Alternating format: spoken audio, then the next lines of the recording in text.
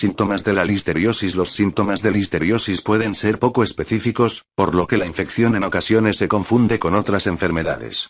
El período de incubación de la listeriosis, además, es largo, y como puede afectar a diversas partes del organismo, los síntomas varían, aunque la enfermedad suele manifestarse con fiebre, fuerte dolor de cabeza, dolores musculares, y náuseas y vómitos. A continuación, describimos los síntomas, según las características del paciente y la zona del organismo afectada por listeriosis. Listeriosis en embarazadas. La infección por listeriosis en una mujer embarazada no tiene un cuadro clínico característico ni una gravedad considerable para la gestante. Suele ocurrir en el tercer trimestre y aparece como una enfermedad leve con fiebre no muy alta, dolores articulares y musculares, y malestar general. Se confunde con frecuencia con un cuadro viral, y pocas veces se diagnostica. La importancia de la infección por listeria en el embarazo va ligada al riesgo de infectar al feto a través de la placenta. Cuando esto ocurre puede provocar un aborto por muerte fetal intraútero, que en el último trimestre de embarazo es una situación muy dramática para la gestante y su familia. En otros casos, la listeria provocará otras enfermedades, que se manifestarán en el bebé después del parto.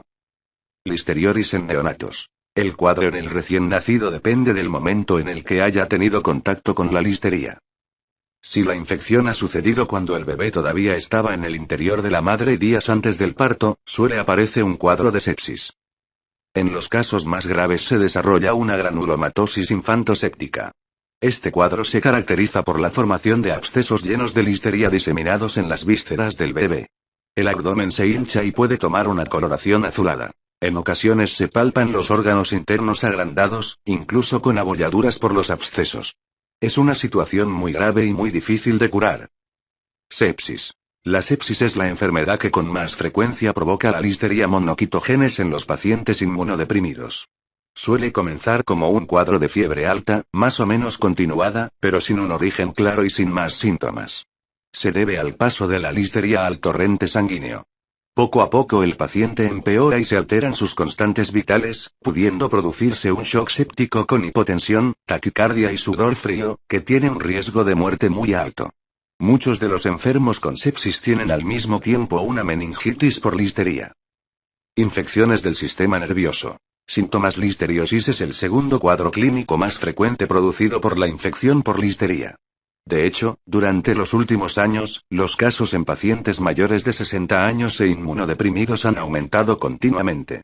Los brotes de infección por consumo de alimentos contaminados suelen aparecer de este modo o como una sepsis. Es también un cuadro relativamente frecuente en pacientes adolescentes sin inmunosupresión detectada. La infección del sistema nervioso central se traduce en una meningitis que se desarrolla en pocos días. El enfermo se queja de dolor de cabeza, fiebre, y presenta rigidez de nuca, signos y síntomas clásicos del síndrome meningeo. Sin embargo, en el tipo de enfermos que se afectan por la listeria los síntomas pueden ser menos acusados y el diagnóstico de meningitis puede sospecharse cuando ya lleva varios días de evolución.